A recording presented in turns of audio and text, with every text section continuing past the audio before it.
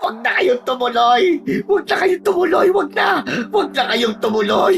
Huwag! Hoy! Hoy! Hoy! Ikaw! Dito ka na lang dali! Huwag na kayong sasakay ng jeep! Huwag na! Huwag ka sasakay ng jeep! Teka ho. Sino ho ba kayo? Bakit niyo ho ako pinipigilan? Huwag nang matigas ang ulo mo! Huwag kang sasakay! Kung di mamamatay ka, mamamatay ka! Hindi nyo alam kung anong klaseng lugar ang pupuntahin nyo. Kung gusto nyo pang mabuhay, huwag na kayong tumuloy! Huwag na kayong tumuloy!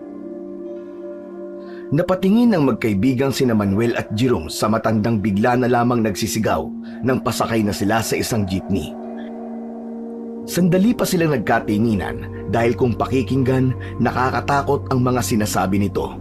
Yun nga lang, hindi nila alam kung sila ba ay maniniwala o hindi dahil base sa mga kilos at ekspresyon nito, tila nasisiraan na yon ng bait.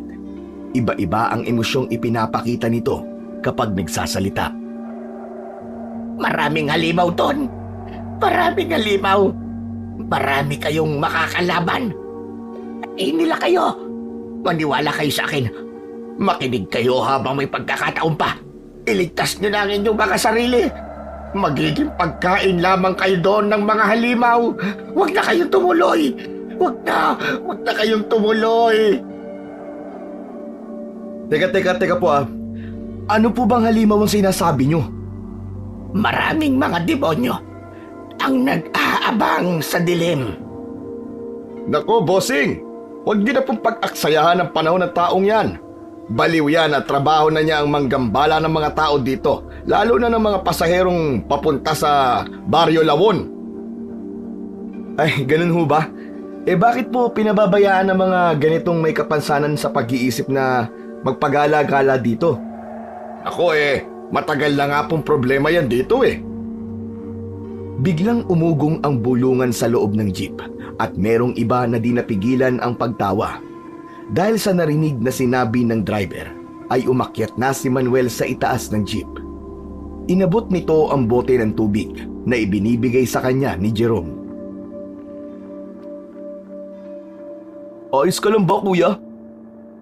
Oo, medyo tumaas lang yata ang presyon ko dahil sa makulit na baliw na yan. Hayaan nyo na. Unawain na lang natin. Ano pa nga ba? Mga baliw kayong lahat. Matitigas ang ulo nyo. Sinasabi ko na nga sa inyo, pagsisisihan nyo ang hindi pakikinig sa akin. Mga baliw kayo. Huwag na kayong tumuloy. Huwag na kayong tumuloy. Humawak sa jeep ang baliw at dinuro isa-isa ang mga pasahero. Ang iba ay diring-diri na umiwas sa maruruming kamay nito. Ayaw nilang maniwala sa taong yon dahil may kanya-kanyang dahilan ang bawat isa kung bakit sila pupunta sa Lawon. Ang ilan ay importante ang lakad at gusto na talagang makaarangkada ng lakad dahil medyo lumalalim na ang gabi. Ang jeep na yon ay ang tanging sasakyan na bumabiyahe papunta sa tagong baryo na yon. Biglang nakarinig ng malakas na kalabog ang dalawang pulis. Pagtingin nila sa kapwa pasahero, ay nagtawanan ang mga ito ng malakas. Nadapa pala bigla ang baliw at yun ang pinagtatawanan ng mga yon. Sige! Magtawanan kayo, mga hangal! Mga mangmang! Gawin nyo yan hanggat may nalalabi pa kayong oras dito sa mundo! Mamamatay kayo! Kayong lahat dahil sa mga katigasan ng ulo ninyo! Yan ang nagiging problema Maski naririnig na ninyo ang katotohanan, ay mas pinipili nyo magbingi-bingihan at magkunwaring bulag. Kaya marami ang napapahamak. Bahala kayo sa mga buhay ninyo. Nagbigay na ako ng babala. Sa mga sunod na sinabi ng matanda, ay nakuha nun ang atensyon ni Manuel. Tila nagkaroon siya ng interes sa mga susunod pang maririnig sa baliw. Sinenyasan niya ang kasamang si Jerome at sinabihan ang driver na wag munang aalis dahil may kakausapin lang siya sandali. Muli siyang bumaba ng sasakyan at hinarap ang baliw na matanda. Ilang segundo rin silang nagkatitigan at si Manuel ang bumasag ng katahimikan.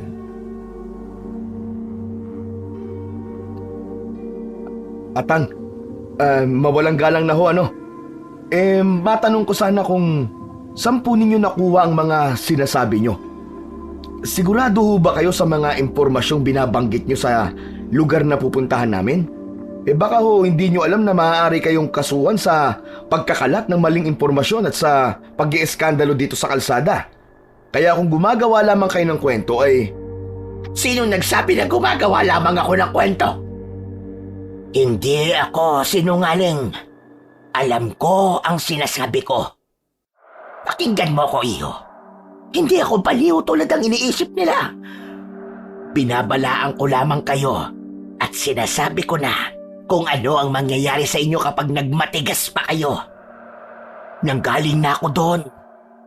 Totoong maraming aswang sa baryong yun. Uulitin ko, huwag na kayong tumuloy. Huwag na kayong tumuloy.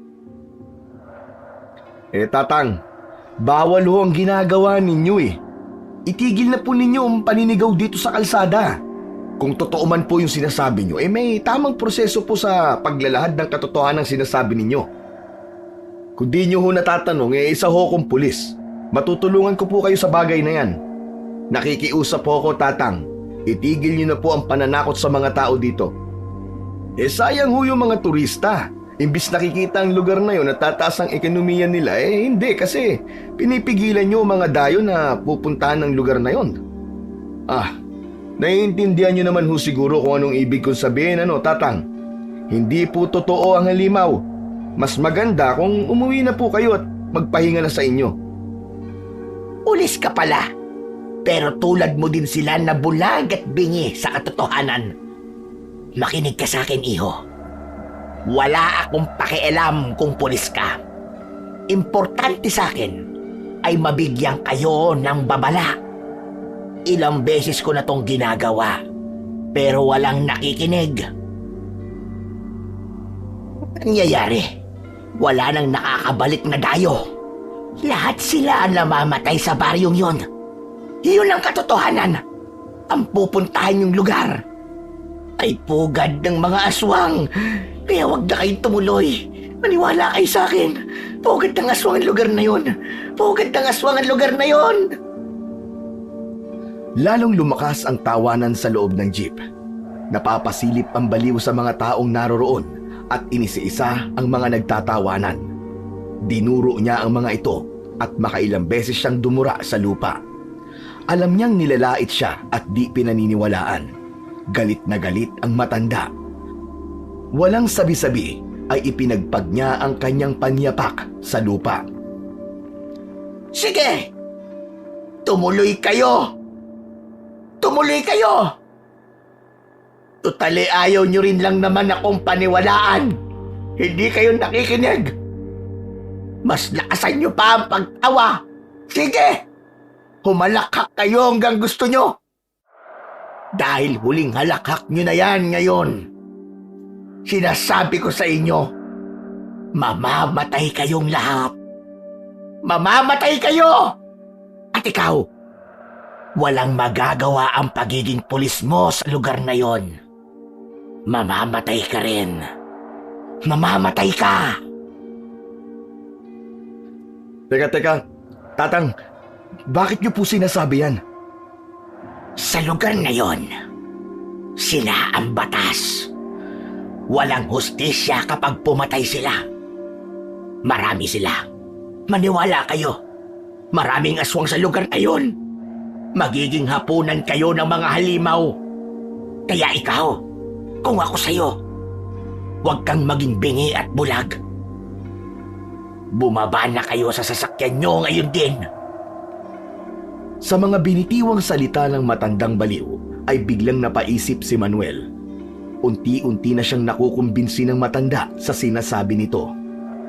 Matagal na siya sa tungkulin kaya alam na niya at kabisado na ang kilos ng tao kung siya ay nagsisinungaling o hindi. Ang pagtatawanan sa loob ng jeep ay nadagdagan pa ng umuugong na bulungan. Hindi alam ni Manuel kung ipagbibigay alam ba niyang maaaring nagsasabi ng totoo ang matandang yon sa kanyang mga kasama.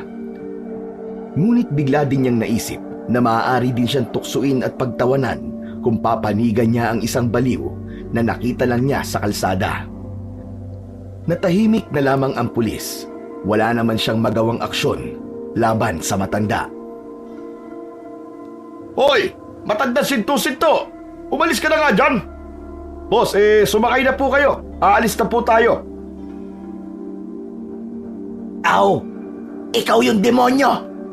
Ikaw ang sinto-sinto dahil naaati mong ipahamak ang kapwa mo! Sakim ka! Sakim! Wala kang puso! Ibaba mo mga pasahero mo! Ibaba mo sila! Mamamatay kayong lahat!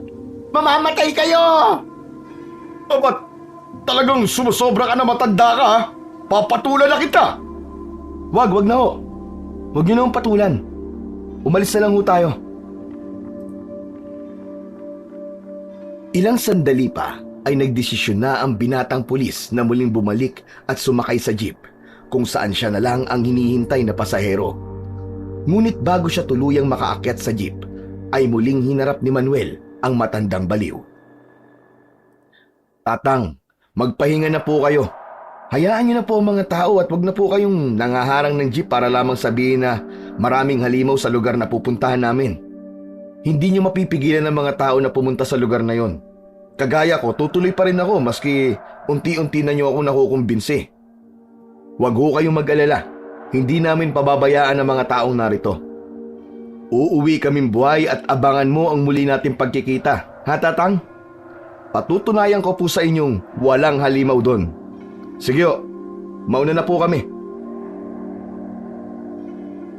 Amali ka! Sigurado kung di ka makakabalik ng buhay dito. Maswerte ka na lang kung talagang makakabalik ka pa. Sinasabi ko sa'yo, huwag ka nang tumuloy. Huwag na! Hoy, ikaw bata! Bumaba ka na dyan! Gusto mo bang makain ng aswang? Itinuro nito ang batang paslit na pasahero. Natakot naman agad ang bata at biglang napalahaw ng iyak. Agad naman yung pinatahimik ng ina at masamang tumitig sa perwisyong baliw. Makinig kayo sa babala ng isang baliw! Makinig kayo, mga tanga! Kung gusto nyo pang mabuhay! Mga tanga! Mga tanga! Tatang, pwede ba ho? Tama na. Tinatakot nyo naman po ang bata eh. Nako, bossing. Hayaan nyo na ho yan. Sumakay na ho kayo at babiyahin na tayo. Hoy, ikaw! Lumayas-les ka nga dyan. Baka masagasaan kita eh. Kasalanan ko pa. Hindi na nga ito pinansin ni Manuel maski patuloy pa rin ito sa pagsasalita. Sumampa na siya sa loob ng pampasaherong sasakyan na yon. Nang makaupo ay agad na pinaandar ng driver ang jeep.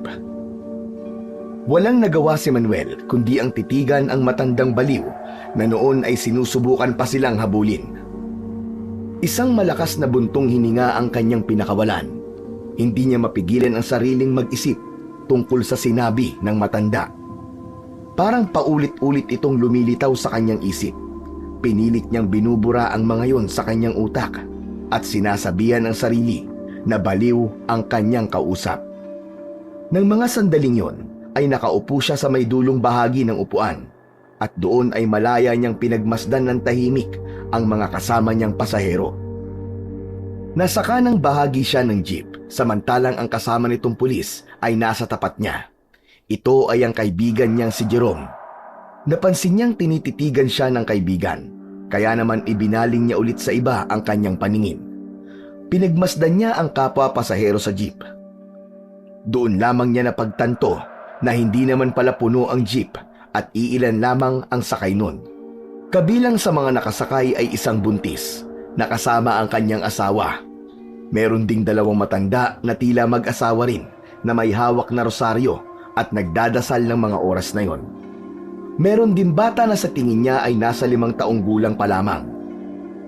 Kasama ng bata ang kanyang ina at may iba pa.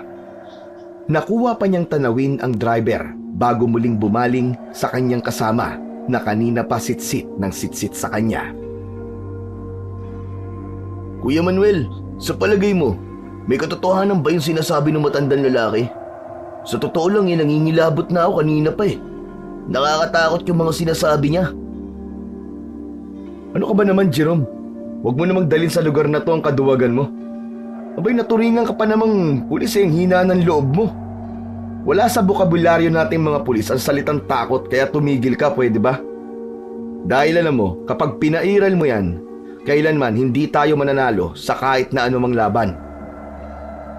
Pasensya na po. Ikaw, makinig ka sa akin ha.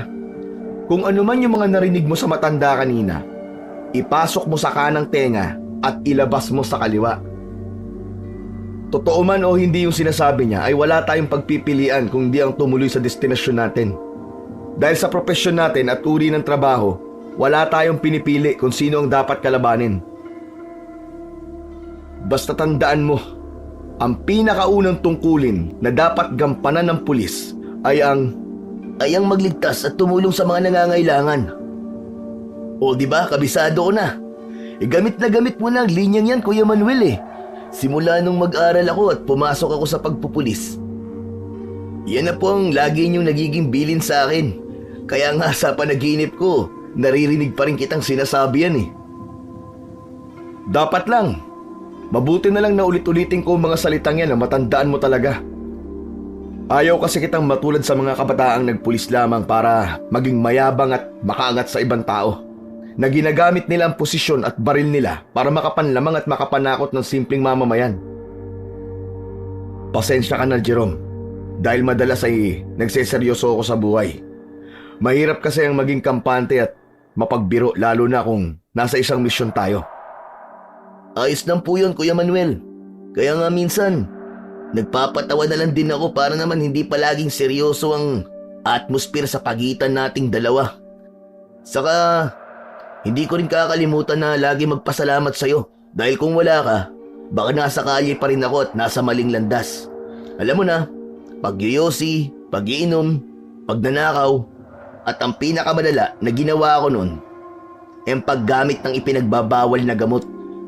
Kung hindi niyo po ako nahuli noon, baka natukhang at namatay na ako. Alam mo, nakitaan kasi kita ng pag-asa noon. Nakita ko sa mga mata mo na may iba ka pang gustong gawin sa buhay. Sadyang nalilimitahan ka lang dahil sa sitwasyon na meron ka at sa estadong kinalalagyan.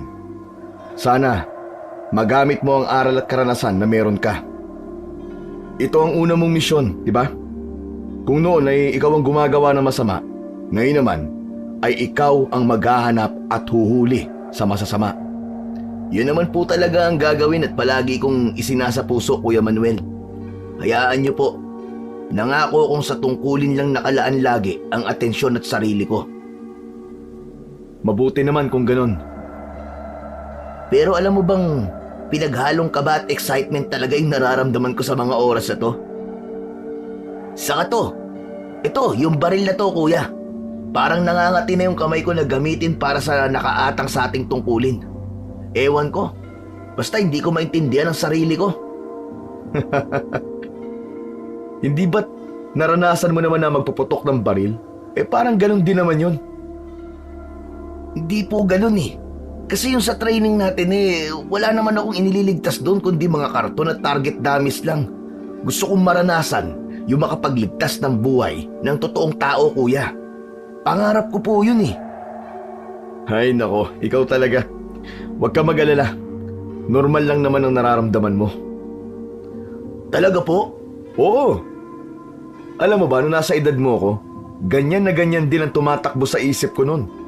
Ang dami kong nai-imagine na pwedeng mangyari pero sa huli, nasanay rin ako.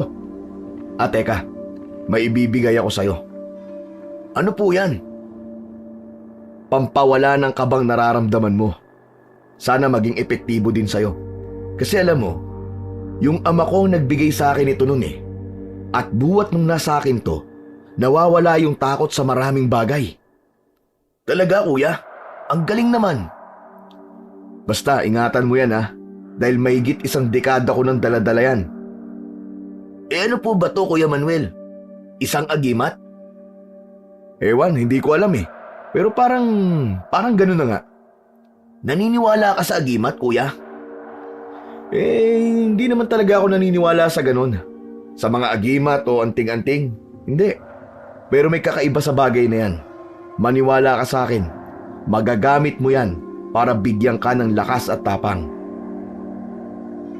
Tinanggap nga ni Jerome ang bagay na inabot ni Manuel sa kanya. Ordinaryong kwintas lang naman yon na ang nasa dulo ay may nakataling isang bala ng baril.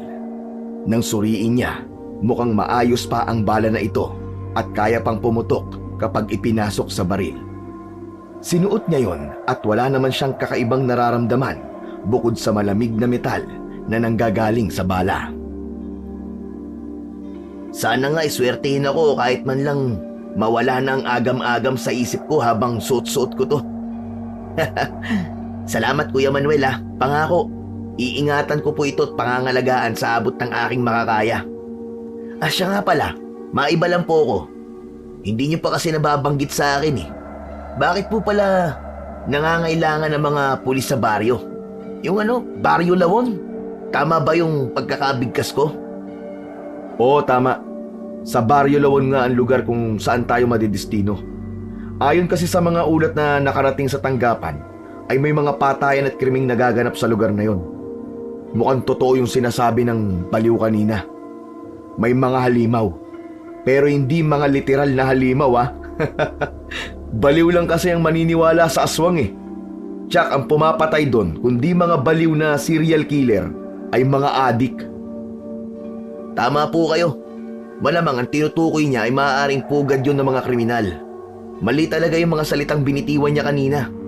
Talagang pinalala niya lang yung mga salita para mas lalong matakot ang mga pasahero. Ako nga bahagyang kinilabutan eh. Mukhang may alam siya sa tunay na nangyayari sa lugar na yon. Alam mo ba sa ulat ay marami na ang mga turista at dayong nawawala sa baryo. Ang hinala nila, may naganap na kidnapping. Pero hindi pa masasabing murder dahil wala pang investigasyon na nangyayari at wala pa naman talagang nakikita mga bangkay. Isang misteryo pa lang ang pagkawala ng mga dayong yon. Yung puro palang haka-haka eh. Ang hirap naman pala pag ganun. Kaya nga ipapadala tayo doon para mag-imbestiga at para malaman ang totoong nangyari sa lugar. Ibig sabihin kuya, kailangan pala talaga nating maganda dahil hindi tayo sigurado kung anong klaseng krimen ang nangyayari doon. Pambihira. Lalo ko tuloy hiniling Kuya Manuel na may bisa ang kwintas na ibinigay mo na sana bigyan talaga ako nito ng tapang at lakas ng loob.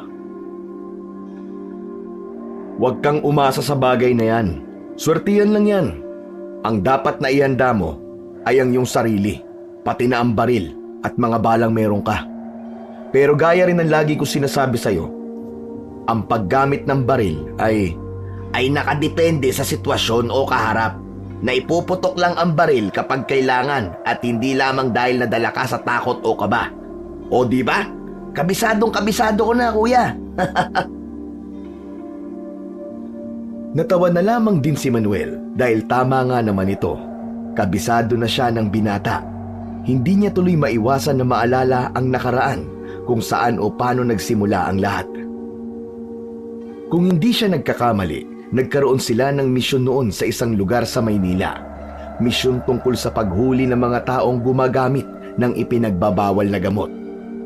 Isa si Jerome sa mga nadakip niya at ng mga panahong yun ay napapailing na lamang siya dahil hindi na mabilang ang mga pagkakasala at kaso ng binata sa listahan nila.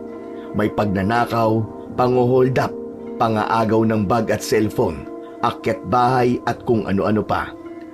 Dahil sa minor de edad pa ito, hindi nakukulong ang binata at napapalaya din kagad. Sinubukan ni itong dalhin sa DSWD pero wala pang isang araw nakatakas na agad ito at bumabalik sa isang iskinita sa Maynila. Hanggang sa dumating na ang araw na nahuli ito dahil sa droga. Kaka-18 lang niya nung panahon na yon, kaya pwede na siyang makulong. Pero pinigilan yon ni Manuel. Sinabi nitong gusto niyang kupkupin ang binata at nangakong hindi na ito uulit sa maling gawain at maling landas. Yun nga ang ginawa niya. Inako niyang parang kapatid si Jerome. Nung una, tila bumabalik pa ito sa dating gawi, pero dahil sa kakaibang pagdidisiplina ni Manuel, tumino ito at natakot na muling magnakaw o kaya naman ay gumamit ng ipinagbabawal na gamot. Hanggang sa nakapag-aral ito ng criminology at tuluyang tinawag na pulis dahil naipasa nito ang board exam. Hanggang sa nagkaroon na nga ng bagong misyon nitong mga nakaraang araw tungkol sa isang liblib na baryo na kung tawagin ay Lawon. At si Manuel ang piniling magtungo roon at alamin ang mga nangyayari. Inatasan din siyang magsama ng isang bagong pulis at hindi na siya nag-alinlangan na sabihin ang pangalan ng binatang si Jerome. Makalipas ang ilang oras sa pagdilim ng kapaligiran ay kapansin-pansin ang pananahimik ng mga kasabay nila sa loob ng sasakyan. Nararamdaman din nila ang malamig na hampas ng hangin na bahagyang napapatayo ng kanilang mga balahibo. Nabasag lang din ang nakakabinging katahimikan nang biglang inihinto ng driver ang jeep at nagsimulang magsalita. Manong, bakit niyo po ininto? Bago tayo tumuloy, may sasabihin muna ako sa inyong isang paalala. Nasa kalagitnaan na tayo ng biyahe patungo sa Barrio Lawon. Madilim ang paligid at walang kabahayang makikita banda rito, kaya naman maging mapagmasid kayo. Maging alerto kayo at makinig habang binabaybay natin ang malubak na daanan. Sabihin agad ninyo sa akin kung may napansin kayo, ha? Teka ho, bakit? Ano ho ba ang inaasahan yung makikita namin sa malubak na daan? Mga nilalang na hindi tao, iyo. Ano pong ibig niyong sabihin? Paano pong hindi tao? Mukhang hindi ka taga-Aklan, iho. Mukhang wala kang alam tungkol sa probinsya at lugar namin. Ano ba ang ipinunta nyo rito? Bakasyon? O may gusto kayong malaman? Narinig kasi kitang kausap yung baliw kanina at hindi naman sa nangingialam ako, ano? Narinig ko rin kayo ng kasama mo. Mga pulis kayo, hindi ba? Oo, tama ho kayo, mga pulis nga kami. Hindi talaga kami tubong Aklan. Mga taga Maynila kami pero matagal na akong nakadestino dito sa Aklan. Ngayon lang ako mapupunta sa Barrio Lawon kaya naman hindi ko alam ang sinasabi mo. Kung hindi nyo humamasamain, may dapat po ba kaming malaman tungkol sa lugar nyo? May kinalaman ba ito sa mga pinagsasasabi ng matandang baliw kanina? Para sa inyong kaalaman, maraming mga nilalang ang nagkalat sa lugar namin. Nariyan ang mga mangkukulam, bambabarang, mga engkanto, at iba't ibang uri ng mga aswang. Lahat yun ay may katotohanan pero huwag kayong matakot. Hindi naman sila basta-basta nananakit kung walang dahilan. Hindi lang ako sigurado ngayon dahil may kasama tayong buntis. Mabango sa pang-amoy ng mga aswang ang babaeng may laman ng tiyan. Hindi ko rin naman sinasabing baka sugurin tayo o kung ano paman pero may posibilidad. Lalo na't gabi na ang naging biyahe natin. Abay, teka lang ho, Manong. Huwag naman po kayo manakot ng ganyan. Ngayon lamang po kami uuwi ng Barrio Lawon dahil gusto makita ng nanay at tatay ko ang asawa ko at ang magiging apo nila. Nananakit na rin po ang tiyan ko kaya sana po, huwag po kayo magsasalita ng ganyan dahil baka manganak po ko nang wala sa oras. Kabuhanan ko pa naman po ngayon. Hindi naman ako nananakot, iha. Sinasabi ko lang ang mga narinig ko sa lolo at lola ko noon pati sa mga taong nakaranas o nabiktima ng aswang. Pero huwag kang mag-alala. Nasa sasakyan naman kita at kapag may aswang, bibilisan ko na lang ang pagmamaneho para hindi tayo masundan o mahabol. O iho, nasagot ko na ba yung mga tanong mo kanina? May gusto ka pa bang malaman? Manong naman kung makapagbabala po kayo akala ko naman talagang nakita nyo sa sarili nyong mga mata yung mga nilalang na sinasabi nyo. Ay, kwento lang pala galing sa matatanda. Maaaring kwento lang, iho. Pero alam mo naman ang kasabihan, di ba? Walang usok kung walang apoy. Kung totoo po ang mga sinasabi nyo, bakit di ka umimik sa mga sinasabi kanina ng baliw? Kayo naman ho, kung sinang-ayunan ko po yung baliw na yon, para ko na rin sinira ng tuluyan ang kabuhayan ko, hindi po ba? Mali naman ho ang mindset nyo, Manong Huwag naman po sanang ganun. Dapat unahin mo ang kaligtasan ng pasahero mo kaysa sa kikitain mo. Boss, alam ko naman yun kaso, napakahirap ng buhay ngayon. Kailangan kong kumita ng pera para may kainin ng pamilya ko. Ano ho ba kasing klase ng aswang ang mga maaaring sumalakay sa atin? Ibang klase ang mga aswang dito. Ang sabi nila, malalakas daw ang mga yon at kayang magbago ng kanilang mga anyo. Nakakatakot din ang kanilang mga itsura dahil talagang mukha silang halimaw at nangangain talaga sila ng mga tao. Saka meron din pala silang mapupulang mga mata. Ay, hindi ko tuloy maiwasang kilabutan sa mga oras na ito. Pero uulitin ko di pa talaga ako nakakaengkwentro ng totoong mga aswang. Alam mo bang may mga nakarating sa aming report na nagkakawalaan ng mga dayo at turistang nagagawi sa bayang to? Bilang isang driver, anong masasabi mo tungkol dun? Hindi naman ako magsisinungaling sa inyo mga sir. Ang totoo ay matagal na ako bumabiyahe sa lugar na yon. At alam nyo ba kung ano ang totoo? Sige sabihin nyo sa amin. Puro lang papasok ang mga dayuhan sa lugar na yon. Wala akong naisasakay maski isang pasahero pabalik ng bayan. Nagkatinginan na lamang sina Jerome at Manuel sa huling tugon ng driver. Nag-uusap sila sa tingin at hindi na muli pang nagsalita. Naging malikot ang mga mata ni Manuel ng oras na yon. Sumandali siyang umusal ng dasal na sana ay walang katotohanan ang sinasabi at ikinikwento ng mamang driver. Nais niyang magalit dito dahil tila ginatungan nito ang takot na nararamdaman ng mga pasahero sa mga oras na yon. Mula nang magsalita ang driver, kapansin-pansin na ang malungkot at nag-aalalang mukha ng buntis, pati na ang asawa nito. Nakita rin nila ang batang paslit na masumigpit pa ang pagkakayakap sa ina. Mariin din ang mahinang pagbulong ng dalawang matanda na nagdarasal ng mga sandaling yun ng Ama Namin at Aba Ginoong Maria. Ang ibang mga pasahero naman ay nakayuko lamang at ang iba naman ay nakatulog na dahil ilang oras na silang bumabiyahe. Kabaligtaran yon sa naging reaksyon nila nung yung baliw ang nagsasalita at nagbibigay ng babala. Muling pinaandar ng driver ang jeep. Kung talagang delikado sa lugar na yon, Manong, baka pwedeng bumalik na lang ho tayo. Nako, hindi ho pwede. Kailangan ko kayong maiatid sa baryong yon. Ilang sandali pa ay nasa malubak na silang daan. Naging mabilis ang pagpapatakbo ng driver sa kalsadang yon. Napapasigaw na ang mga pasahero, lalo na ang buntis at ang asawa nito. Manong, ano ba naman kayo? Mag-ingat naman kayo sa pagmamaneho nyo. Baka humapahamak na talaga ako sa ginagawa nyo eh. Naku, Diyos ko, ano ba yan? Napasigaw na rin ang ilang pasahero nang biglang nagpreno at huminto ang jeep nang wala man lang pasabi. Halos sabay-sabay silang napausog at ang ilan ay tumalsik sa bandang unahan. Ang iba ay napadaing dahil nasaktan. Ay pasensya na ho kayo, di ko sinasadya. May dumaan kasing hayop sa bandang unahan ng jeep, parang pusa o kaya aso. Kaya ako hininto bigla. Tuluyang namatay ang makina ng sasakyan. Agad na pinaandar ng driver ang makina ng sasakyan. Ngunit hindi ito gumana. Manong, anong nangyari? Kung minamalas nga naman mukhang nasiraan ho tayo. Napansin niya mula sa salamin na nag-aalala ang mukha ng driver.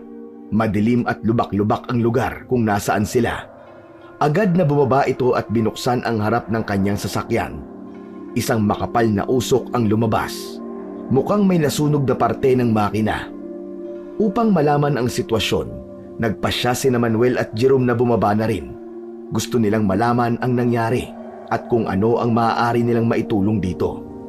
Gamit ang mga dalang flashlight, tinungo nila ang harapan ng sasakyan. Ano po nangyari, Manong? May maitutulong po ba kami? Mukhang nag-init ng sobra yung makina ng sasakyan ko kaya bumigay. Nag-overheat. Kailangan lang tong mabuhusan ng tubig at kapag lumabig, gagana na ulit to. Ay, teka, kukunin ko lang sa loob Mabuti na lang at nakapagdala ako. Habang ginagawa yun ng driver ay nakatingin ang dalawang pulis.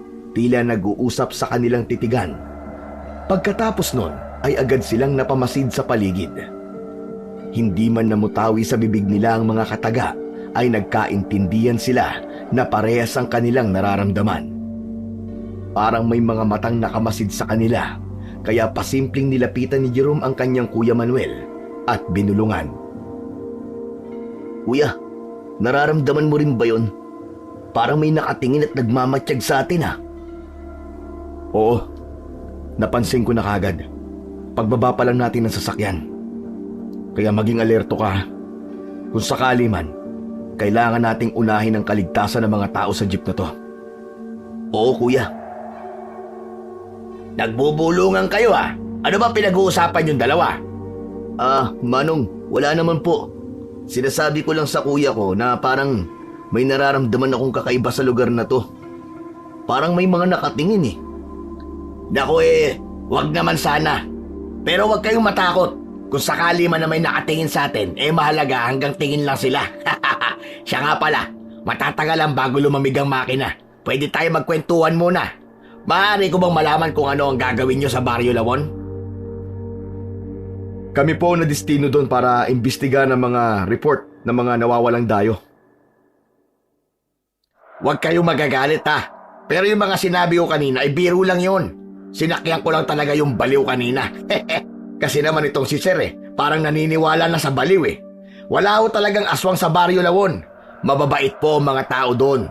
Malalaman nyo kapag dumating na kayo doon. Matanong ko lang ho kayo. Yung sinasabi mong puro papasok lang ang pasahero mo, biro din ba yun? Naku yun po ang totoo. Pero wala naman akong dahilan para alamin pa kung bakit sila hindi na umaalis sa baryo. Siguro nagugustuhan na nila doon o kaya naman sa iba na sumasakay. At talagang inalat lang ako sa mga nagiging biyahe ko pabalik. Bakit parang pakiramdam ko po ay nagsisinungaling kayo? May alam po ba kayo sa tunay na nangyayari sa Lawon? Magsabi nga po kayo sa akin ng totoo. Iho, matagal na ako namamasada dito sa baryo. Wala akong alam sa mga sinasabi niyong nawawalang tao. Imposible yun. Tahimik na baryo ang Lawon. Mababait ang mga tao. Basta malalaman niyo ang lahat kapag naroon na kayo. Sana naman po sa pagkakataong ito, Manong, nagsasabi na ho kayo ng totoo. Natigilan ang mga nag-uusap nang biglang may sumigaw na pasahero sa loob ng jeep. Agad na napasilip ang tatlo sa loob at nakita nilang tila namimilipit sa sakit ang buntis. Hawak-hawak ang kanyang tiyan. Tulong! Tulungan niyo ako! Aray! Nanganganak na yata ako! Ang sakit! Ang sakit ng tiyan ko! Tulungan niyo ako! Dali-dali silang naglakad ng mabilis upang suriin ang kalagayan nito. Doon, nang mailawan nila ang ibabang parte ng katawan nito, nakita nila ang tumutulong tubig na may kaunting dugo. Nakumpirma nilang manganganak na nga ang ginang. Mabilis na nagtanong sa kapwa pasahero si Manuel kung sino ang may kakayahang magpaanak. Ang ina ng batang paslit ang kaagad na nagtaas ng kamay at sinabing isa siyang midwife. Nakahinga siya ng maluwag dahil doon. Pinababa na muna nila ang ilang pasahero sa loob upang bigyan ng sapat na espasyo ang manganganak.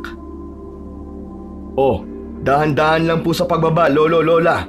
Pasensya na po muna. Kailangan kasi nating unahin ang manganganak. Walang lalayo ha. Jerome, bilangin mo mga kapwa nating pasahero.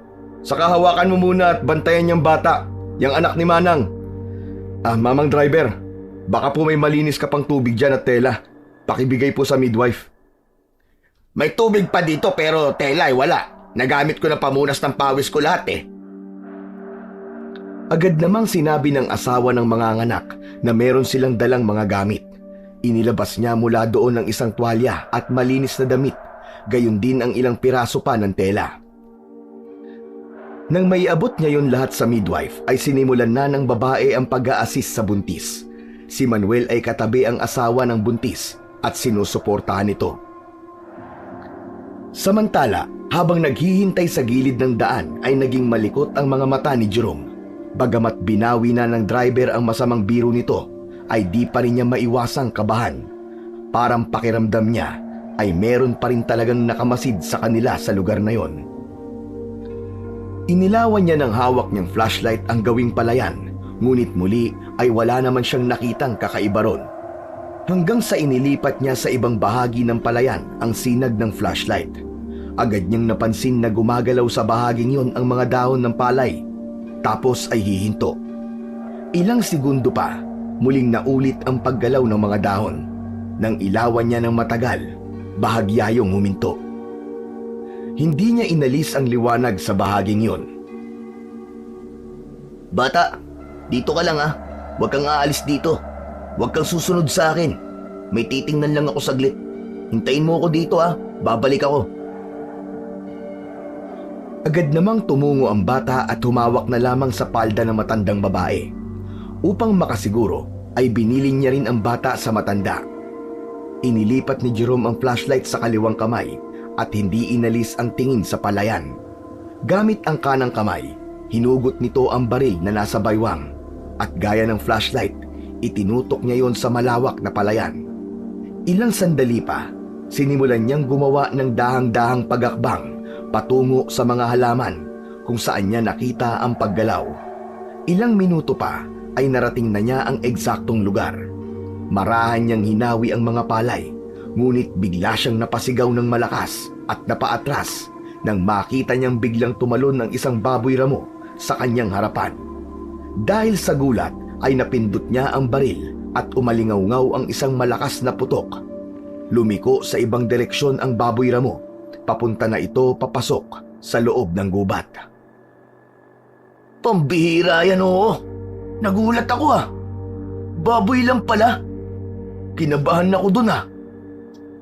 Bigla ay narinig niya ang malakas na sigaw ng nanganganak na buntis at ang malakas na hiyawan ng ilang pasahero na nagulat sa biglaan niyang pagpapaputok. Narinig din niya ang malakas na tawag sa kanya ng kanyang Kuya Manuel. Dali-dali namang naglakad pabalik si Jerome at agad na nagpaliwanag sa mga tao at sa kanyang Kuya Manuel kung bakit siya nagpaputok. Nako, pasensya na po ah. Hindi ko sinasadyang magpaputok. Nagulat kasi ako sa biglaang pagsulpot ng baboy ramo sa harap ko eh. Akala ko po kung ano na ang nasa palayan. Pasensya na po ulit talaga. Natakot ko po ba kayo?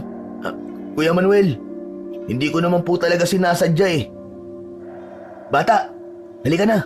Dito ka na sa akin. Tumango na lamang si Manuel at muling ibinalik ang tingin sa loob ng jeep. Samantala, ang batang pulis naman ay muli ring ibinalik ang tingin sa palayan. May kakaiba pa ring nararamdaman ang binata sa mga oras na yon. Bagamat alam niyang isang baboy ramo lamang ang may kagagawan ng paggalaw ng mga palay, ay pakiramdam niyang meron pa ring nakatagong kung ano sa palayan. Ay nako, bakit ba kasi ang lalakas ng trip ng mga tao dito? Napapraning na tuloy ako. Nawala lamang ang atensyon niya sa palayan nang marinig niya ang iyak ng isang sanggol. Nanganak na nga ang ginang sa loob ng sasakyan.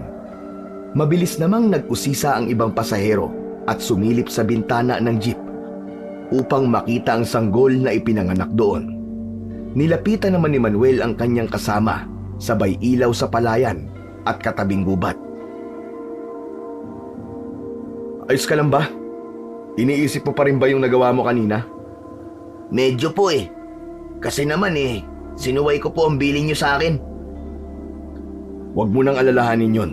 Ang totoo niyan ay hindi naman talaga sa lahat ng pagkakataon ay magagawa natin lahat ng natutunan natin sa libro at sa eskwelahan. Halika na. Hindi mo ba gusto makita ang bagong silang na sanggol? Matutuwa ka kasi... Kuya Manuel, tinan mo! Sa palayan! Bakit? Anong meron? Muli ay ibinalik ni Manuel ang ilaw ng bitbit niyang flashlight sa gawin ng palayan.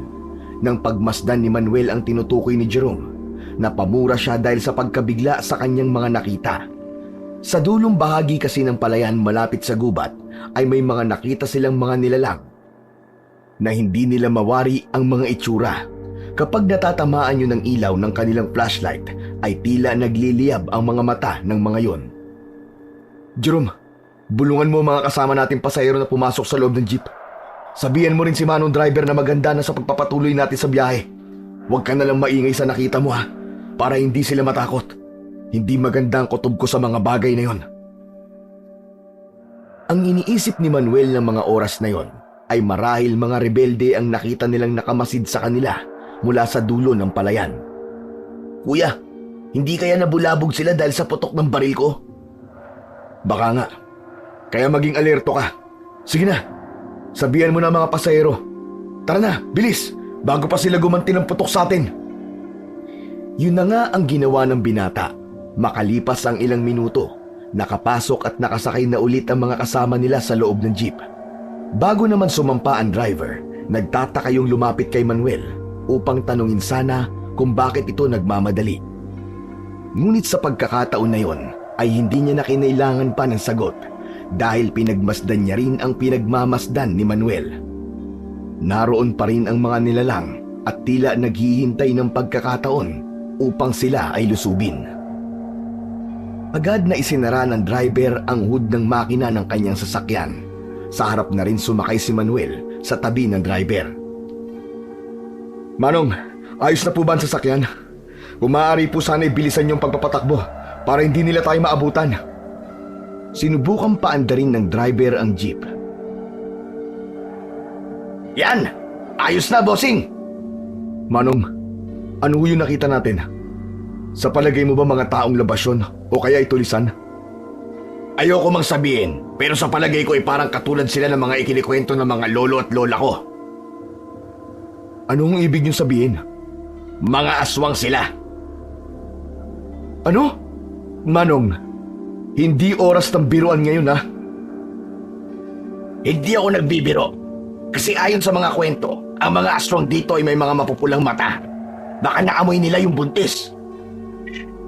Hindi ko naiintindihan eh. Bakit pa iba-iba kayo ng sinasabi? Sir, ang sinasabi ko lang naman kanina ay yung mga kwento na naririnig ko.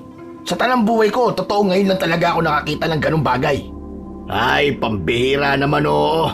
Kung mamalasin nga naman ang biyahe. Manong, mamaya na kayo magreklamo, pwede ba? Bilis-bilisan nyo na lang ang pagpapatakbo para hindi nila tayo maabutan. Muli ay pinaharurot na nga ng driver ang jeep na minamaneho nito. Nakarinig sila ng malalakas na reklamo galing sa mga pasahero. Agad namang sinabi ni Manuel na wag silang maingay at magtiwala na lamang sa kakayahan ng kanilang driver. Pasensya na po kayo. Kailangan niya pong bilisan ang pagpapatakbo. Kumapit na lamang po kayo na maigpit. Saka kung maaari po, ay wag po kayong gagawa ng ingay. Ano po ba talaga ang nangyayari? Kanina ko pa po napapansin na mahabang diskusyon niyo na matanda. Mamang pulis, pakiusap sabihin niyo po sa akin. Ano ang tunay na dahilan? May mga aswang na ba na umahabol sa atin? Ano? May mga aswang? Huwag po kayong agad na matakot. Ang totoo ay hindi namin alam kung ano yung mga nakita namin. Kaya nga pinapabilisan ko na dito kay Manong yung pagpapatakbo para naman ay maiwasan natin ang gulo kung sakali man. Maging kalmado lang po kayo. Nako! Nandiyan na sila! Hinahabol tayo! Halos sabay-sabay na napatingin ang mga pasahero sa labas ng jeep at doon ay nakita nila ang mga tumatakbong itim na figura na sumusunod sa kanilang sasakyan. Kung gaano kabilis ang sasakyan nilang jeep ay ganon din kabilis ang pagtakbo ng mga yon na tila ba sinasabayan sila. Ilang sandali pa, isa sa mga yon ang tumalon at tumatak sa buhok ng kapapanganak palang naginang. Napasigaw ito ng dahil sa sakit, kaya naman mabilis na gumawa ng kilos ang asawa nito upang maalis ang mabalahibong kamay na nakahawak sa buhok ng kanyang asawa. Agad na sinilip ni Manuel ang nilalang na yon sa itaas ng bubong ng jeep. Humawak siya ng mabuti sa jeep para hindi mahulog. Agad niyang pinaputukan ang nilalang na yon. Tinamaan ito sa ulo. Agad na nagsigawan at napatakip ng kanilang mga tenga ang kapwa nila pasahero dahil sa malakas na tunog ng baril. Kasabay nun ay ang pagbagsak ng wala ng buhay na halimaw. Diyos ko po! Meron ngang mga aswang sa lugar na ito! Totoo ang aswang!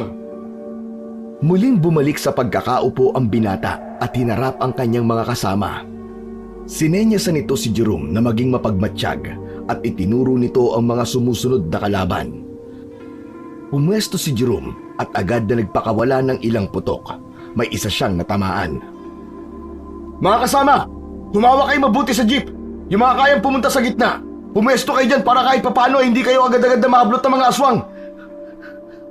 Diyos ko, ano ba itong nangyayari? Paano nagkatotoo ang sinabi ng baliw na yon? Ang anak ko, Mamang Pulis! Iligtas niyo po kami! Nakikiusap po ako sa inyo! Manong, bilisan mo pa ang pagpapatakbo mo, dali. Jerome, huwag kang magsasayang ng bala. Kailangan isang bala, isang aswang. Copy! Biglang napadasal ang matandang lalaki at babae dahil sa labis na takot sa nakikitang humahabol sa kanilang mga aswang. Ama namin, sumasalangit ka.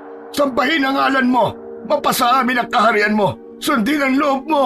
Dito sa lupa, para lang sa langit. Biglang napahinto ang dalawa nang biglang muling kumalabog ang isang mabigat na bagay sa itaas ng jeep. May kung anong bagay ang muling pumatong doon. Habang kumikilos ito ay may tunog ng pagkayupi ng bubong. Tawarin niyo po ako, pero kailangan ko po itong gawin.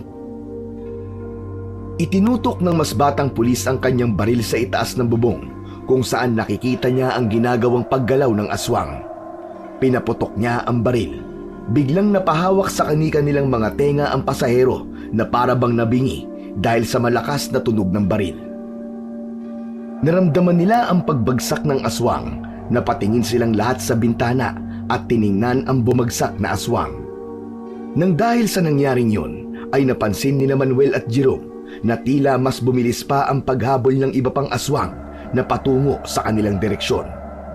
Dahil doon ay mas lalong naghanda ang dalawang pulis at isa-isang binaril ang mga lumalapit na nilalang. Laking pasasalamat nila dahil hindi sila sumasablay. Ang tamaan ng baril ay kaagad na bumabagsak at namamatay. Diyos ko po, kawawa naman ang aking anak. Sinasabi ko na nga ba hindi maganda ang pagpunta natin sa lugar na to Kasalanan mo to. Saka ikaw, Mamang Driver. Bakit hindi mo sinabi kanina na totoo yung sinasabi ng baliw?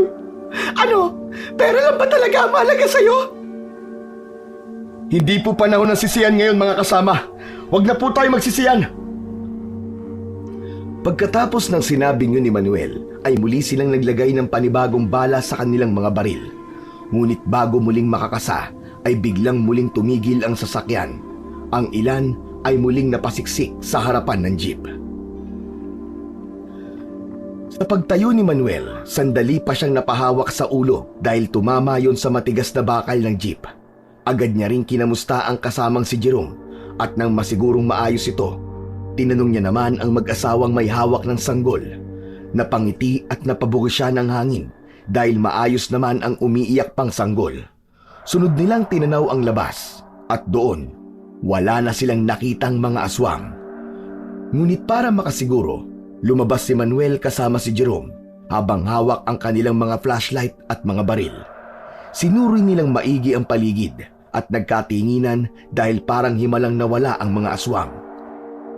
Noong umaandar ang jeep, hinahabol sila pero nung huminto na, hindi sila sinusugod.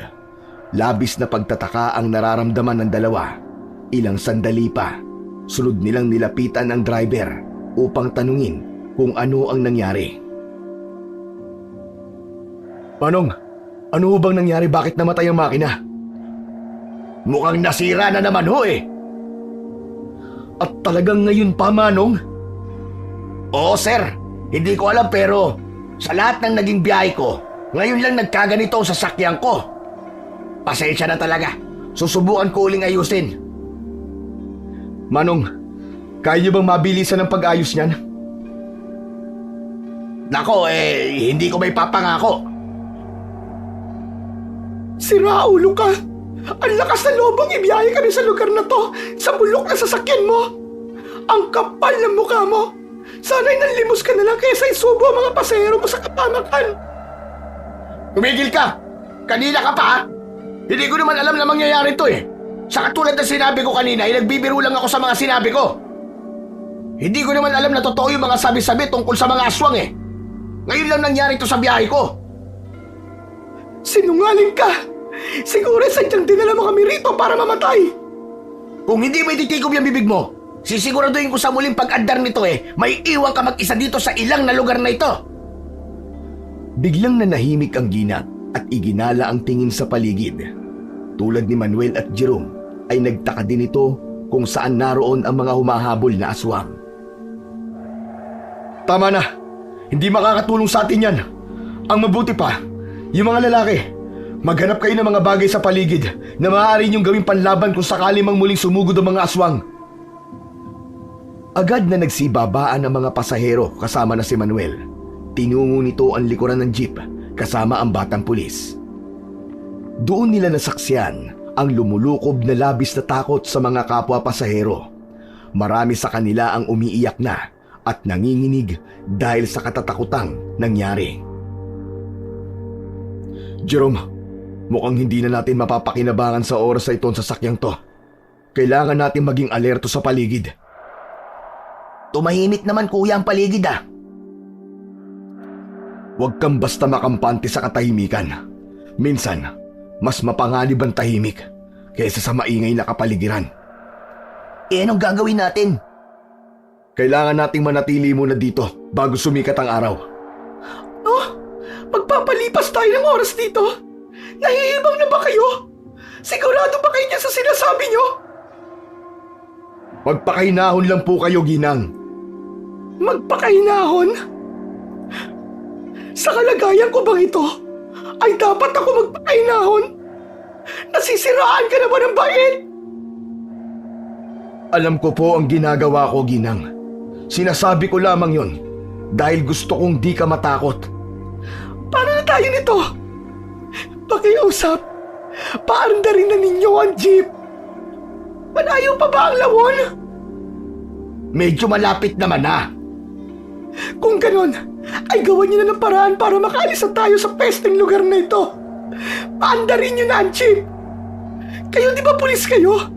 Gawan niyo naman to ng paraan. Nakikiusap ako sa inyo. Nakita ko na ang makina. Talaga nasunog na ang mga wire. Hindi na natin ito mapapaandar. Wala na tayong pagpipilian pa kundi ang manatili dito, tulad na sinabi ng mga pulis. Paano na yan? Baka mamaya biglang sumugod ang mga aswang na yon. Anong gagawin natin? Ligtas pa tayo dito? Umalis na tayo dito ngayon din. Ayokong maging hapunan nila ang anak ko. Hindi ka ba talaga makaintindi, Iha? Mahirap bang unawain ang sinabi ng driver at ng pulis? Kailangan nating manatili rito ngayon. Yun ang pinakaligtas na gawin kaysa ang umalis at maglakbay sa madilim na daanan.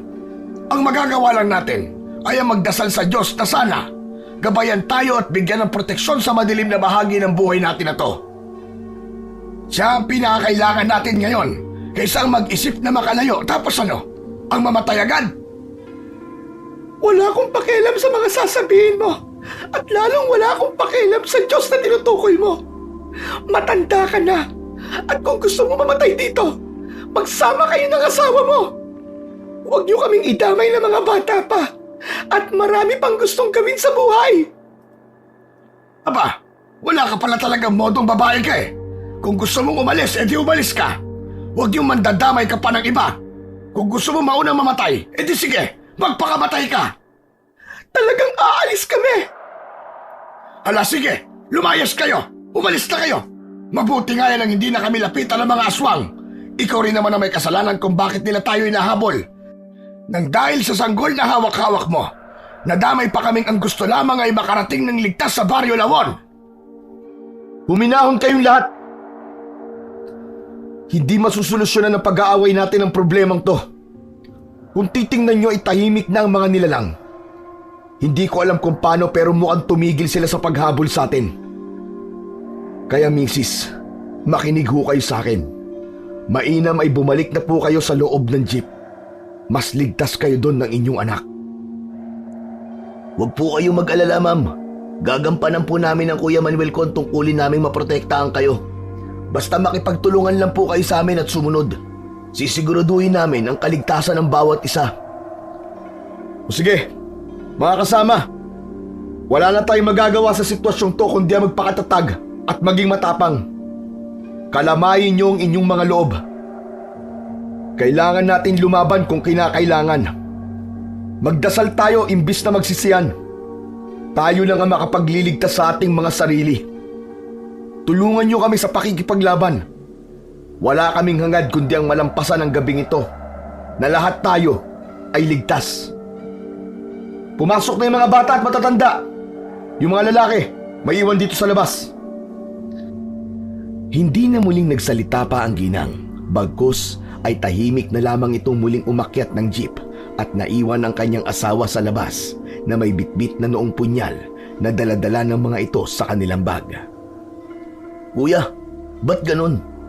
Sa palagay mo, anong pinaplano ng mga nilalang na yun? Bakit muli silang nagkubli gayong mas malaki ang pagkakataon nila ngayon dahil di na tumatakbo ang jeep natin? Hindi ko rin alam. Pero kinakabahan ako ng sobra. Di ko lang pinapahalata. Dinoble ng dalawa ang pagiging alerto at panay ang tingin nila sa madadamong bahagi ng daan. Alam nilang nakamasid mula doon ang mga nilalang. At ang ipinag-aalala nila ay kung bigla silang muling lusubin ng mga aswang na yon. Ayoko na talaga dito. Mahalali ka na. Alis na tayo dito. Maglakad na lang tayo para marating ang Baryo Lawon. Teka, akala ko ba'y nagkasundo na tayo? Saan kayo pupunta? Hindi kami maghihintay lang dito. Mahalali ka na, bilis. Teka, bumalik kayo! Hindi nyo alam ang ginagawa nyo! Mapapahamak lang kayo! Bumalik kayo rito! Nataranta sina Manuel at Jerome dahil sa biglang paglabas ng ginang na may hawak ng sanggol kasama ng asawa nito. Lakad takbo ang ginawa ng mga ito palayo sa jeep. Agad ibinili ni Manuel kay Jerome na wag iiwan ang mga pasahero. Agad nitong sinundan ang lumayong mag-asawa. Diretso ang daang yon na tinatahak nila, kaya kita pa rin ng mga kasamahan nila kung saan sila pupunta. Maya-maya pa ay biglang tumigil ang mga ito sa pagtakbo. Sa harap kasi nila ay biglang nagsitalunan at hinarangan sila ng mga aswang na kinatatakutan. Biglang napaatras si Manuel nang walang sabi-sabing pinagkakagat ng mga aswang na yon ang pamilyang sinubukan niyang habulin. Sobrang bilis ng pangyayaring yon, may ilang aswang na nagawi ang tingin sa kanya. Dahan-dahan itong lumapit sa kanya, pero mabuti na lamang at mabilis pa rin siyang mag-isip ng pagkakataon na yon. Pinaputukan niya isa-isa ang mga aswang na nagtangkang lumapit sa kanya. Samantala ay mabilis namang tumakbo palapit si Jerome nang makita niyang nasa panganib ang kanyang kasama. Tulad ni Manuel ay nagsimula na rin itong paputukan ang mga natitira pang mga aswang. Uubusin ko kayong mga aswang kayo! Wala kayong puwang sa mundong to! Mamatay na kayong lahat! Ah! Sunod-sunod ang mga maririnig na pagputok ng baril. Kuya! Kuya! Atras na, dali! Atras na! Paglingon ni Manuel ay nakita niyang nasa tabi niya si Jerome. Ngunit ang mas nakaagaw ng pansin niya ay nang makita ang mga kapwa pasahero na nagkakanya-kanya na ng takbo at tago. Dahil sa muling pagsugod ng aswang at sa nasaksiyang pagpatay sa pamilya ng bagong panganak ay natakot sila at nataranta. Agad silang nagsilabasan ng jeep at nagtungo sa malawak na palayan papunta sa malapit na kagubatan. Sa pagkakataranta ay huminto sa pagbaril si Manuel. Bumalik silang dalawa sa jeep at ang naiwan na lamang doon ay ang dalawang relihiyosong matanda, ang mag-ina at ang driver. Nang ibaling nila ang tingin sa palayan, doon ay napagmasdan din nilang nilalapa na ng mga aswang ang mga nagtakbuang pasahero. Kitang-kita nila kung paano butasin ng mga yon ang tiyan ng mga tao. Pagkatapos nun, isa-isang hinila ang lamang loob at saka walang sawang pinagkakain. Muling nagpaputok ng baril si Manuel. Tinamaan niya ang iba roon. Kuya Manuel! Kailangan na nating tumakas habang may pagkakataon at abala pa ang mga aswang. Umalis na tayo at lumayo sa lugar na to. Kung maaari, magtungo na tayo sa Baryo Lawon para makahingi na tayo ng tulong. Tama ka. Kailangan na nga natin makarating sa baryo para makahingi ng tulong. Tara na! Kung sana nakinig tayo sa matandang baliw, hindi sana natin mararanasan to. Hayaan mo na yun. Ang importante sa ngayon ay makaligtas tayo. Saka meron pa tayong problema. Kakaunti na ang bala natin. Tama ka, kuya. Pero mukhang kakaunti na lang din naman ang humahabol sa atin. Hindi tayo sigurado sa bagay na yan. Huwag tayong pakampante. O sige kuya, maliwanag. Kung ganon, magsipagandaan na kayo. Aalis na tayo sa lugar na to. Kailangan natin makapunta agad sa Barrio Lawon para makahingi ng tulong. Manong driver, ikaw na magtuturo sa amin ng daan ha. Abay sige ho, ituturo ko po sa inyo. Bilis, magsikilos na tayo. Agad na tumalima ang mga pasahero. Nanguna ang driver sa paglalakad.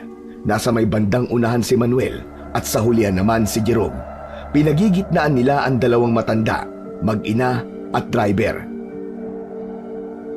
Nang makita sila ng ibang aswang, muling nagsilusob ang mga yon. Kaya naman sunod-sunod na pagkasa at pagputok din ng baril ang maririnig. Ang bawat lalapit ay agad nilang pinatatamaan sa ulo. Maswerte tayo. Mabuti na lamang at tinatablan sila ng bala ng baril. Sambit ni Manuel nang makitang humahandusay at tunay na namamatay ang mga aswang na natatamaan nila. Nagpatuloy sila sa paglalakad. Narinig nilang dalawa ang malakas na pag-iyak ng bata. Binuhat na ito ng ina dahil sigaw na ito ng sigaw dahil sa labis na takot. Patuloy din naman ang pagdarasal ng dalawang matanda. Halos lahat na yata ng uri ng panalangin ay nasambit na nila, ngunit patuloy pa rin ang mga aswang sa pagsugod upang mapatay sila. Ilang minuto pa ang lumipas, sa muling pagkasa ng baril ni Manuel ay sabay-sabay silang napatingin sa kalangitan nang marinig ang malakas na pagaspas na tila nagmumula sa nilalang na may malalaking pakpak. Nakita nila mula sa itaas ang isang nilalang na may wangis ng isang malaking paniki. Doon muling napasigaw si Manuel. Ginawa yun ng binatang pulis upang mapunta sa kanya ang atensyon ng nasabing aswang. Dumapa kayo! Bilis! Paparating na ang dumagagit na aswang. Mabuti na lamang at mabilis silang nakadapa. Kaya naman ay walang nakuha ni isa sa kanilang mga kasama.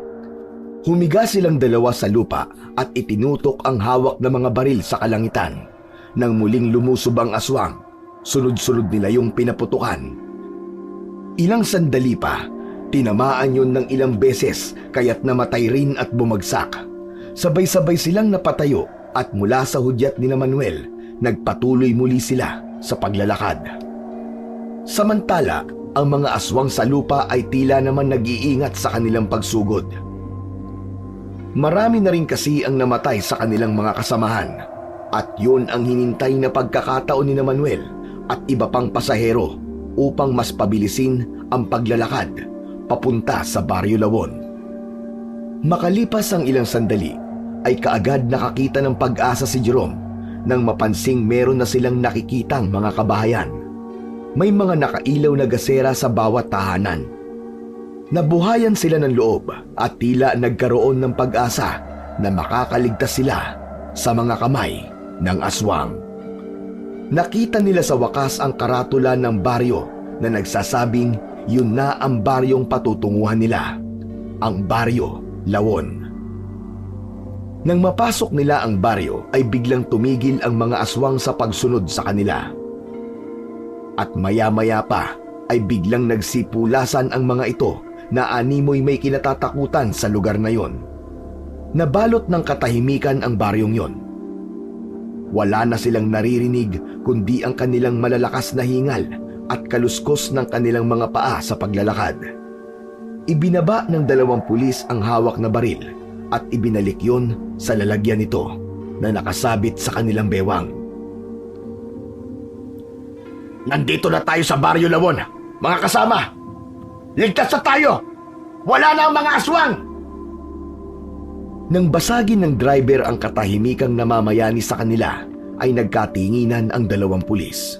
Sa kanila tinitigan ang driver. Muling binunot ni Jerome ang kanyang baril at itinutok yon sa lalaki. Hoy ikaw! Sigurado ka bang ligtas na tayo sa lugar na to, ha? Teka! Ba't itinututok mo sa akin ang baril mo? Anong ibig sabihin yan? Baka pumutok yan, sir. Ibaba mo ang baril mo. Hindi mo ako kalaban.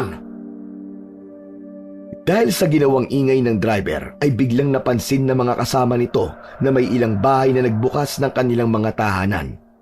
Nakadungaw ang mga ito sa kanilang mga bintana. Nang makita sila ng mga ito ay sumilay ang malalapad nilang ngiti. Nakita nilang kumaway ang mga ito at bumati. Tulad nga ng sinabi ko sa inyo, hindi ako ang kalaban nyo. Ako ang driver nyo at tungkulin ko na iatid din kayo ng ligtas sa baryong to tulad na matagal ko nang ginagawa. Ligtas na kayo dito. Wala nang aswang sa baryong to. Tumuloy kayo sa mga kabahayan. Mababait ang mga tao dito. Sige na. Pumasok na kayo sa mga bahay. Mamili na lang kayo kung saan nyo gusto. Siya nga pala. Akin na ang mga baril nyo. Ngayong ligtas na kayo, ay di na ninyo kakailanganin pa ang mga bagay na yan. Subukan mong hawakan ng baril kung hayop ka. Teka sir. Bakit naman ang ilit ng ulo nyo sa akin? Ano ba nagawa ko sa inyo? Wala kang karapatan na disarmahan kami. Kuya, parehas lang ba tayo nang iniisip tungkol sa tao na yan? Oo, Jerome. Hoy ikaw, sabihin mo sa amin ang totoo kung talagang ligtas ba talaga ang lugar na ito. Pambihira naman oo. Ano bang iniisip nyo? Sinabi ko na nga ligtas na kayo dito, di ba? Ang labo nyo naman eh. Dinala ko na nga kayo ng ligtas dito tapos pagsasalitaan nyo pa ako ng ganyan? Utang nyo sa akin ang buhay nyo. Kung di dahil sa akin, ay di nyo mararating ang baryong to ng ligtas. Paano mo nasabing ligtas na ang mga buhay namin sa baryong Tober? Saka bakit parang di ka naman lang natatakot mula pa kanina? Natatakot din ako. Kaso di ko lang pinapahalata sa inyo. Huwag mo akong linlanging hayop ka. Alam ko kung nagsasabi ka ng totoo o hindi. Kanina ko pa napapansin na parang hindi ka naaapektuhan sa mga nakikita mong karahasan. Hindi ako tanga para di mapansin ang importanteng bagay na yun. Parang alam mo na talaga na mangyayari ang bagay na to. Nagkakamali ka. Hindi totoo yan. Tatanungin kitang muli. Isa ka ba sa kanila? Magsabi ka ng totoo! Nang sabihin yun ni Manuel na paatras ang mag-ina, pati na ang dalawang matanda. Pawang ang mga yun ay lumayo sa driver na nagatid sa kanila sa Baryo Lawon. Ilang segundo pa ang lumipas, si Jerome naman ang pumagitna. Kaya mo ba pinipilit na kunin ang mga baril namin ay dahil doon? Itinaas ni Jerome ang baril at pinaputok sa kalangitan. Sa pag-alingaw-ngaw ng malakas na ingay, ay bigla na lamang nagsara ng bintana ang mga taong nakasilip sa kani-kanilang mga tahanan. Sunod niyang itinutok ang baril sa noo ng driver at muling nagsalita. Suwang ka man o hindi, papatayin kita. At saka... Hindi na nga naituloy ng binata ang sasabihin dahil biglang tumalon ng napakataas ang driver patungo sa kanya. Napahiga siya sa lupa at nakapatong sa kanya ang lalaking mula sa pagiging tao ay bigla na lamang nagbago ng anyo. Nang kakagatin na nito ang leeg ni Jerome, umalingaw-ngaw ang putok ng baril na nanggagaling kay Manuel. Ilang segundo pa ang lumipas, umusok ang ulo ng aswang at bumagsak sa lupa. Mabilis namang bumangon si Jerome at nagpasalamat sa kanyang kuya. Ngunit ang kasiyahang nararamdaman ay nawala nang makita nilang nasa labas na ang mga taong kanina ay nakasilip lamang sa kanilang mga tahanan. Matalim ang naging tingin ng mga ito sa kanila.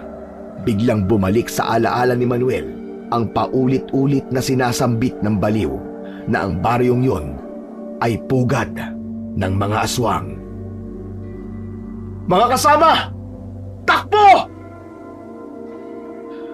Muli ay tumakbo sila palabas ng baryong yon, subalit bigla rin silang natigilan nang biglang lumitaw ang mga aswang na humahabol sa kanila kanina. Nakaharang ang mga ito sa kanilang daraanan. Gayon din naman ay paparating na sa kanilang kinaroroonan ang mga aswang na mula sa baryo. Muling nagpaputok ng baril ang dalawa, kasabay nun ay ang muling pagbagsak ng mga aswang na natatamaan nun. Masusukol tayo dito, Jerome. Hindi na mabuti to. Anong gagawin natin, kuya? Mauubos na ang bala natin. Lahat tayo mamamatay dito. Hindi ko na kayang tumakbo. Mahal, sumama ka na sa kanila. Iwan mo na ako dito. Hindi ko na talaga kaya. Hindi naman sumang-ayon ang asawa nito. Iyak ito ng iyak at niyakap ang kanyang asawa na umupo na sa lupa. Tatang, hindi maaari ang sinasabi nyo. Tumayo na kayo dyan. Aalis tayo na sabay-sabay. Ngunit sa muling pagtalikod ni Jerome para harapin ang nagsisidatingang aswang, ay nakarinig siya ng isang malakas na sigaw. Nagulat na lamang siya nang makita niyang kagat-kagat na ng dalawang aswang ang dalawang matanda. Wala nang nagawa ang dalawa kundi ang muling ipagpatuloy ang pagtakbo at paglalakad kasama ang ilan pang natitirang pasahero. Ngunit pagkalipas lamang ng ilang sandali ay biglang dinagit ng isang aswang ang midwife. Sadya namang inihulog ng ina ang bata upang hindi ito masama sa pagkadagit sa kanya ng aswang. Muli ay wala nang nagawa ang mga binata dahil pinagkaguluhan na ng mga aswang ang katawan ng bago nilang biktima. Sigaw na lang ang nagawa ng batang paslit habang tinatawag ang pangalan ng kanyang ina. Agad na binuhat ni Manuel ang bata at ipinagpatuloy nila ang pagtakbo. Si Jerome naman ang humarap sa mga kalabang aswang. Hindi na sila nagsayang ng oras. Muling kumasa ng baril at inubos ang lahat ng mga lalapit sa kanila. Mababakas na sa mukha ng dalawa ang labis na pagod, puyat at matinding pag-aalala. Marami ka pa bang bala, Jerome? Kakaunti na lang to, kuya. Mamamatay na ba tayo dito? Huwag mong sabihin yan. Ang dami nila eh. Hindi sila nauubos, kuya. Huwag kang matakot. Hanggang humihinga pa tayo, ay may pag-asa pa tayong makaligtas. Lalaban tayo hanggang sa wakas. Ayoko pang mamatay, kuya. Hindi pa ako handa. Kakasimula ko pa lang ng buhay ko bilang pulis. Ngayon ko palang tatamasahin ang kabayaran sa aking mga pinagpaguran. Pero natatakot na ako. Harapin mo ang takot mo para magtagumpay tayo sa laban na to. Huwag ka magpatalo sa takot.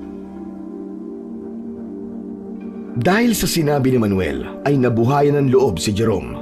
Sa kanyang pagtango ay muling umalingaw-ngaw ang putok ng mga baril. Ibinaba ni Manuel ang bata upang makaasinta ng mabuti. Nakapokus na sa iisang direksyon ang dalawa, kaya naman di agad nila napansin ang aswang na galing sa kanilang likuran. Kinagat nito sa leeg si Manuel. Agad na napasigaw naman ang lalaki ng dahil sa sakit. Gamit ang kanyang baril, inilapat niya yon sa noo ng aswang at sa pagputok nun, sumambulat ang ulo ng aswang. Hindi maaari, kuya. Nakagat ka ng aswang. Kuya Manuel. Ayos lang ako. Huwag ka mag-alala. Ang importante ay makalayo na tayo dito. Ilang sandali pa ay nakita na nila mula sa silangan ang pagsikat ng araw. Unti-unting tumigil ang pagtugis sa kanila ng mga aswang sa Baryo Lawon. Ngunit sa pagliwanag ng kapaligiran ay napansin ni Jerome na nangingitim ang parting nakagat ng aswang sa kanyang Kuya Manuel. Tila rin mabilis na nangihina ito at biglang napasalampak sa lupa. Kuya! Bakit? Ano nangyayari sa'yo? Jerome, makinig ka sa sasabihin ko ah. Pakinggan mo ako mabuti. Yung sugat ko, mainit at nararamdaman kong parang may gumagapang na lason sa aking ugat. Mukhang hanggang dito na lang ako. Sandali. Hindi, kuya. Huwag mo namang sabihin yan. Nakikiusap ako. Hindi ka pwedeng mamatay, Kuya Manuel. Hindi ko na kaya pang maglakad. Sa sobrang sakit na ng sugat ko, habang pumapasok to sa kaloob-looban ko, ay mas lalo ko nararamdaman ang parusang hatid nito. Natatakot ako. Maaari bang humiling ako sa'yo na tapusin mo na ang paghihirap ko? Hindi. Ano sinasabi mo, kuya? Hindi ko magagawa yan. Hindi ko yan gagawin sa'yo. Nakikiusap ako, lumabang ka. Di ba sabi mo, wala sa bokabularyo natin ang takot? Maging matapang ka, nakikiusap ako sa'yo. Labanan mo yan, kuya. Makakaligtas tayo dito. Prioridad natin ang kaligtasan ng mga sibilyan, Jerome. Gawin mo ang tungkulin mo bilang isang pulis. Ilayo mo na dito ang bati. Iligtas mo siya. Sundin mo na lang din yung hiling ko sa'yo. Kasi hindi natin alam kung ano ang kahihinatnan ko sa laso na taglay ng aswang na umagat sa akin. Paano kung kagaya sa pelikula ay mahawa ako ng pagiging aswang nila? Nakikiusap ako sa'yo, Jerome. Gawin mo na. Nakikiusap ako sa'yo. Hindi. Hindi ko magagawa yun, Kuya Manuel. Hindi kita papatayin. Hindi ko papatayin ang taong bumago ng buhay ko. Ang taong naglayo sa akin sa maling landas. Hindi pa pwede. Dadaling kita sa ospital. Dadaling kita sa ospital. Hindi ka pwedeng mamatay. Huwag na. Huwag na, Jerome. I-prioridad mo na iligtas sa batang yan. Sige na. Tapusin mo na ang paghihirap ko. Para mo ng awa. Hindi ko gustong gawin to, Kuya. Parusa sa akin ang bagay na ito. Kuya naman eh. Bakit sa akin mo ipapagawa? Hindi maaari ito. Gawin mo na! Gawin mo na! Nanginginig na itinutok ni Jerome ang kanyang baril sa kasamahang pulis. Ngunit nang kalabitin niya ang gatilyo ay hindi na ito pumutok. Nagkataon na wala na siyang bala. Jerome, natatandaan mo ba yung kwintas na binigay ko sa'yo? Gamitin mo ang balang nakalagay sa kwintas mo. Pwede yun. Nanlaki ang naluluhang mata ng binata nang maalalang may bala nga pala ng baril sa kwintas na ibinigay ng Kuya Manuel niya. Ayaw niya mang gawin, ngunit nanginginig at napilitan siyang alisin sa tali ang bala at ipasok yon sa magasin ng kanyang baril. Pinigil niya ang sarili habang lumuluha, pero wala siyang nagawa dahil habang tumatagal, lalong naghihirap ang kanyang Kuya Manuel. Marahan niyang inilapat ang dulo ng baril sa noo ng kanyang kuya. Dahil doon, mas lalong umagos ang luha sa kanyang mga mata. Sige na, Jerome. Pagpahingahin mo na ang kuya mo. Pakiusap. Nahihirapan na ako. Hindi ko na kaya ang lasong kumakalat sa katawan ko. Jerome, pagbutihan mo ang trabaho mo, ha? At ipangako mo sa akin na magiging isa kang mabuting pulis. Umalingaw-ngaw ang malakas na putok ng baril. Kasunod nun ay ang biglang pagbagsak ng katawan ni Manuel. Umagos ang dugo nito sa kalsada. Hindi! Kuya Manuel!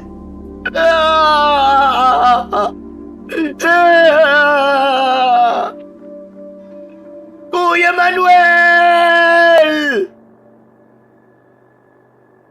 Iginilig niya sa kalsada ang bangkay ng kanyang Kuya Manuel at tinabunan na lamang yon ng mga damong binunot niya mula sa gilid.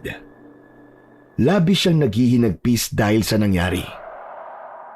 Ngunit dahil sa bilin ng kanyang kuya na kailangan niyang gawin ang tungkulin, ay muli siyang naglakad karga ang bata. Naglakad siya ng walang anumang ekspresyon sa muka. Alam niya na ang tunay na dahilan ng pagkawala ng mga dayo sa lugar na yon.